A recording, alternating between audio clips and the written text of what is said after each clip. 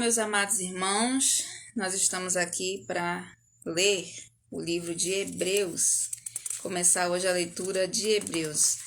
Os últimos 2 dias nós tivemos aqui a publicação dos áudios, na leitura do livro de 2 Timóteo de 1 a 4 e Tito de 1 a 3 e Filemon, E hoje nós vamos dar início ao livro de Hebreus com o vídeo, com esse vídeo, essa live do ao vivo que vai ficar aqui gravada para você. Amém? Então vamos ler Hebreus capítulo 1. Pega a sua Bíblia, se você tiver na linguagem de hoje, melhor ainda, e vamos estar, acompanhando a nossa leitura. Hebreus capítulo 1 diz assim: Antigamente, por meio dos profetas, Deus falou muitas vezes e de muitas maneiras aos nossos antepassados, mas nestes últimos tempos ele nos falou por meio do seu Filho. Foi ele quem Deus escolheu para possuir todas as coisas e foi por meio dele que Deus criou o universo. O Filho brilha com o brilho da glória de Deus e é a perfeita semelhança do próprio Deus. Ele sustenta o universo com a sua palavra poderosa. E depois de ter purificado os seres humanos dos seus pecados, sentou-se no céu do lado direito de Deus, o Todo-Poderoso. Assim Deus fez com que o Filho fosse superior aos anjos e lhe deu um nome que é superior ao nome deles. Pois Deus nunca disse a nenhum dos seus anjos: Você é o meu filho, hoje eu me tornei o seu pai. E também não disse a respeito de nenhum anjo: Eu serei o pai dele, e ele será o meu filho. Porém, quando Deus enviou ao mundo seu primeiro filho, ele disse que todos os anjos de Deus o adorem. A respeito dos anjos, Deus disse: Deus faz com que os seus anjos se tornem ventos e os seus servidores chamas de fogo. Mas a respeito do filho, ele disse: O teu reino, ó Deus, vai durar para todo sempre. Tu governarás o teu povo com justiça. Tu amas o bem e odeias o mal. Foi por isso que Deus, o teu Deus, te escolheu e te deu a alegria de receber uma honra muito maior do que a dos teus companheiros. E as Escrituras também dizem: Tu, Senhor, no começo criaste a terra e com as tuas próprias mãos fizeste os céus. A terra e o céu vão acabar, mas tu viverás para sempre. Eles ficarão velhos como roupa, tu os dobrarás como se dobra um casaco, e serão trocados como se troca de roupa. Mas tu és sempre o mesmo, e a tua vida não tem fim. Deus nunca disse a nenhum dos seus anjos: Sente-se do meu lado direito até que eu ponha os seus inimigos como estrado debaixo dos seus pés. Então, o que são os anjos? Todos eles são espíritos que servem a Deus, os quais ele envia para ajudar os que vão receber a salvação. Capítulo 2. Por isso devemos prestar mais atenção nas verdades que temos ouvido, para não nos desviarmos delas. Não há dúvida de que a mensagem que foi dada por meio dos anjos é verdadeira, e aqueles que não a seguiram, nem foram obedientes a ela, receberam o castigo que mereciam. Sendo assim, como é que nós escaparemos do castigo se desprezarmos uma salvação tão grande? Primeiro, o próprio Senhor Jesus anunciou essa salvação, e depois aqueles que o ouviram nos provaram que ela é verdadeira. Ao mesmo tempo, por meio de sinais de poder, maravilhas e muitos tipos de milagres, Deus confirmou o testemunho deles e, de acordo com a sua vontade, distribuiu também os dons do Espírito Santo. Pois Deus não deu aos anjos o poder de governar o mundo novo, que está por vir, o mundo do qual estamos falando. Pelo contrário, em alguma parte das Escrituras Sagradas, alguém afirma: Que é um simples ser humano, ó Deus, para que penses nele? Que é um ser mortal, para que te preocupes com ele? Tu o colocaste por pouco tempo em posição inferior à dos anjos. Tu lhe deste a glória e a honra de um rei, e puseste todas as coisas debaixo do domínio dele. Quando se diz que Deus pôs todas as coisas debaixo do domínio dele, isso quer dizer que nada ficou de fora. Porém, não vemos o ser humano governando hoje todas as coisas, mas nós vemos Jesus fazendo isso. Por um pouco de tempo, ele foi colocado em posição inferior à dos anjos, para que pela graça de Deus ele morresse por todas as pessoas. Agora nós o vemos coroado de glória e de honra por causa da morte que ele sofreu. Pois Deus, que cria e sustenta todas as coisas, fez o que era apropriado e tornou Jesus perfeito por meio do sofrimento. Deus fez isso a fim de que muitos, isto é, os seus filhos, tomassem parte na glória de Jesus, pois é Jesus quem os guia para a salvação. Jesus purifica as pessoas dos seus pecados, e todos, tanto ele como os que são purificados, têm o mesmo Pai. É por isso que Jesus não se envergonha de chamá-los de irmãos, como ele diz: ó Deus, eu falarei a respeito de ti aos meus irmãos e te louvarei na reunião do povo. Diz também: eu confiarei nele. E diz ainda: aqui estou eu com os filhos que Deus me deu. Os filhos, como ele os chama, são pessoas de carne e sangue, e por isso o próprio Jesus se tornou igual a eles, tomando parte na natureza humana deles.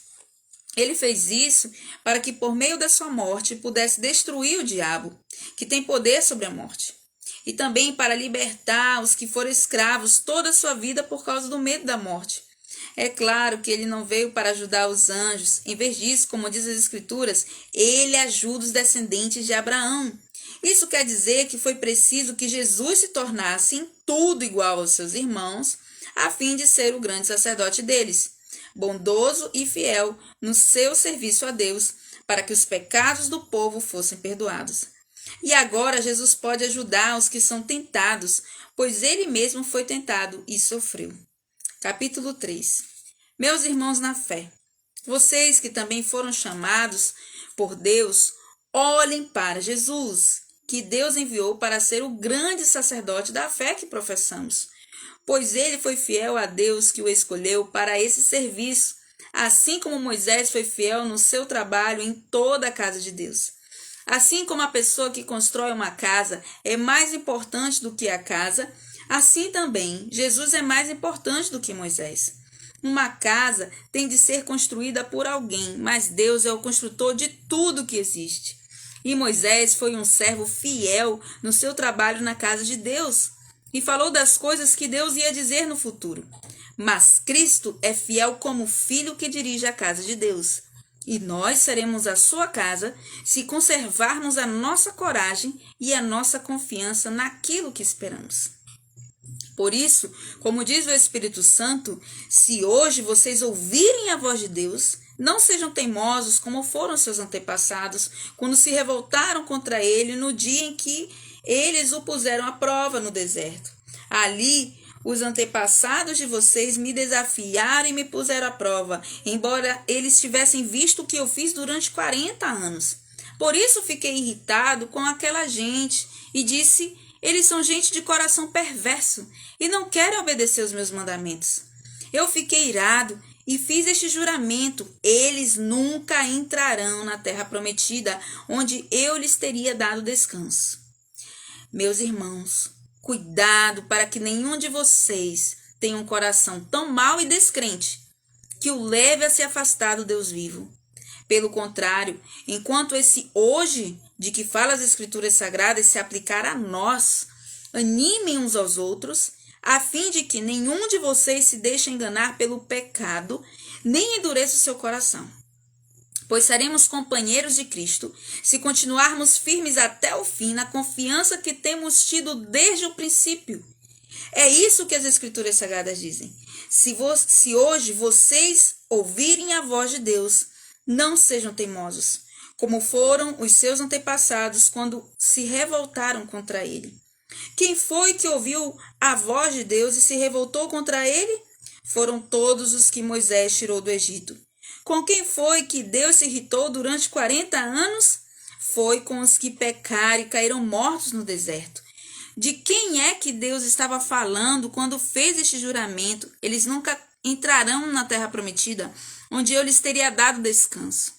Ele estava falando das pessoas que se revoltaram. Portanto, vemos que elas não puderam entrar na terra prometida porque não tiveram fé.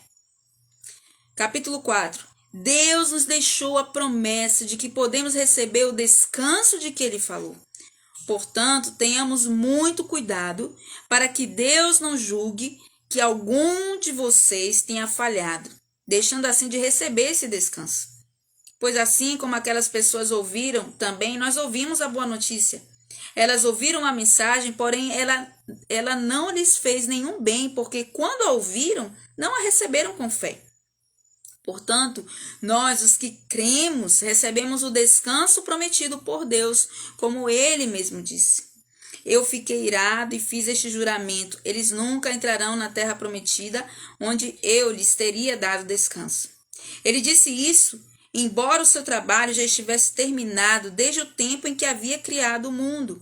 Pois a respeito do sétimo dia está escrito o seguinte, em alguma parte das Escrituras Sagradas: no sétimo dia, Deus descansou de todo o trabalho que ele havia feito. E o mesmo assunto é repetido: eles nunca entrarão na terra prometida, onde eu lhes teria dado descanso. Aqueles que foram os primeiros a ouvir a boa notícia não tiveram fé e por isso não receberam esse descanso. Portanto, há outros que vão recebê-lo. A prova disso é que Deus marca outro dia chamado hoje. Ele falou disso muitos anos depois por meio de Davi no trecho das Escrituras já citado. Se hoje vocês ouvirem a voz de Deus, não sejam teimosos. Se Josué tivesse dado ao povo esse descanso, Deus não teria falado mais tarde a respeito do outro dia. Assim, ainda fica para o povo de Deus um descanso como o descanso de Deus no sétimo dia. Porque quem receber o descanso que Deus prometeu vai descansar de todos os seus trabalhos, assim como Deus descansou dos trabalhos dele. Portanto, façamos tudo para receber esse descanso, e assim nenhum de nós deixará de recebê-lo, como aconteceu com aquelas pessoas por terem se revoltado. Pois a palavra de Deus é viva e poderosa e corta mais do que qualquer espada afiada dos dois lados. Ela vai até o lugar mais fundo da alma e do espírito, vai até o íntimo das pessoas e julga os desejos e pensamentos do coração delas. Não há nada que se possa esconder de Deus. Em toda a criação, tudo está descoberto e aberto diante dos seus olhos, e é a Ele que todos nós teremos de prestar contas. Portanto, fiquemos firmes na fé que anunciamos, pois temos um grande sacerdote, poderoso Jesus, o Filho de Deus, o qual entrou na própria presença de Deus. O nosso grande sacerdote não é como aqueles que não são capazes de compreender as nossas fraquezas. Pelo contrário, temos um grande sacerdote que foi tentado do mesmo modo que nós, mas não pecou.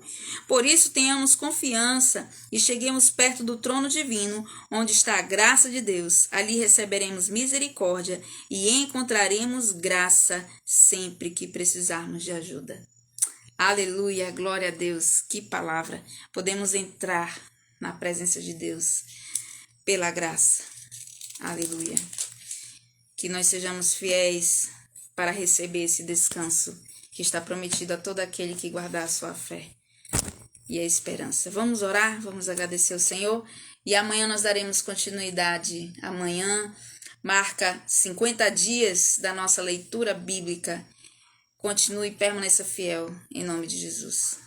Senhor Deus, nós te louvamos, nós te agradecemos porque tu és tão bom. Hoje faz 49 dias que nós estamos lendo a palavra e eu te louvo e te agradeço pela tua fidelidade, pelo teu poder e por o Senhor derramar em nós força para nós continuarmos, que amanhã nós possamos estar novamente aqui, lendo o livro de Hebreus e sendo cheios da tua palavra que é viva e eficaz nas nossas vidas, em nome de Jesus. Amém. Amém. O Senhor te abençoe e até amanhã.